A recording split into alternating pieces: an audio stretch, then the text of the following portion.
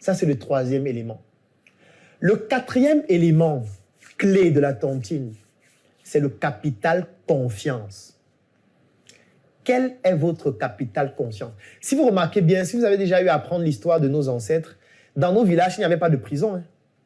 Il n'y avait pas les prisons dans les villages africains. Parce que l'élément fondamental qu'on mettait en avant, c'était le capital confiance. Quatrième élément clé, ou alors quatrième pilier de la tontine. C'est quoi le capital confiance? C'est, est-ce qu'on peut vous faire confiance? Est-ce que vous inspirez la confiance? Est-ce que vous êtes quelqu'un de crédible? Ça veut dire quelqu'un à qui on peut octroyer un crédit et qui va honorer ses engagements parce que son capital confiance est élevé, parce qu'il inspire confiance par rapport à ce qu'il fait. Le capital confiance. Et quels sont les éléments qui permettent d'augmenter le capital confiance? Le premier élément, c'est votre manière d'interagir avec les autres. On revient donc aux interactions sociales. L'autre élément, c'est le fait que la plupart des fois, lorsqu'on fait les tontines, la tontine est rotative. Pas seulement en termes de celui qui bouffe, mais en termes de celui qui reçoit la tontine. Pourquoi? C'est parce qu'on voudrait venir voir où est-ce que tu vis pour voir si tu es quelqu'un de crédible. Pour voir si tu es quelqu'un de crédible. Parce qu'on ne peut pas faire des tontines où on cotise, je prends un exemple, 200 000 francs, 300 000 francs par mois. Et puis, on arrive chez toi, on se rend compte que tu vis dans un taudis. C'est un problème. Ça veut dire que tu as un problème de gestion de tes finances. Ça veut dire que tu perds en crédibilité.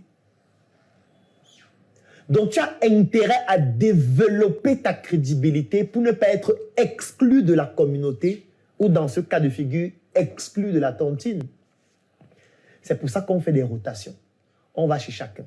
Et quand on va chez chacun, chacun essaie de se battre pour pouvoir améliorer sa maison.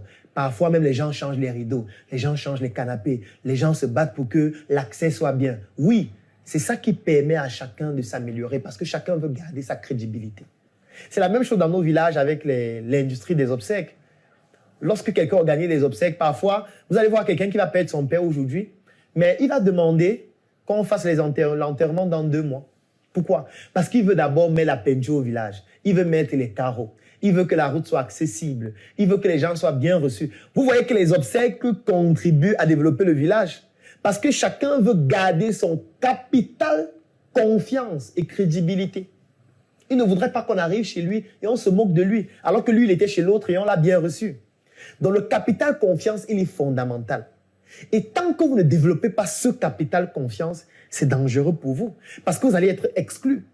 Et lorsqu'on ne sait pas encore quel est votre capital confiance, on va vous demander qu'il y ait quelqu'un qui valide votre capital confiance. Et cette personne va s'appeler un avaliste. Donc il faut qu'il y ait quelqu'un qui dise que je suis garant que celui-ci, c'est quelqu'un de confiance. Donc, s'il ne respecte pas ses engagements, moi, je prends ses engagements sur moi. On dit, d'accord, tu vas devenir son avaliste. Et vous savez ce qu'il faut pour que quelqu'un devienne votre avaliste. C'est un peu comme si moi, on me demande, moi, Claudel, vraiment, qu'est-ce que tu penses de ce monsieur? Il va entrer dans la tontine et on cotise 1 million par mois. Et nous sommes 10, ça veut dire que la cagnotte, c'est 10 millions. Est-ce que tu signes pour que si lui ne cotise pas, toi, tu vas cotiser pour lui? Pour que je signe un document pareil, il faut que je me rassure que tu es quelqu'un de confiance. Et pour que je me rassure que tu es quelqu'un de confiance, il y a beaucoup d'interactions sociales que je vais évaluer. Je vais évaluer mes interactions sociales avec toi. Je vais me poser une question. Et là, on entre dans le 5e pilier. Est-ce que tu as une activité génératrice de revenus? Parce que si tu n'as pas une activité génératrice de revenus, tu es interdit de tontine. Tu ne peux pas faire la tontine. Comment tu vas te faire la tontine alors que l'argent que tu cotises, ce n'est pas toi qui travailles cet argent? C'est extrêmement dangereux.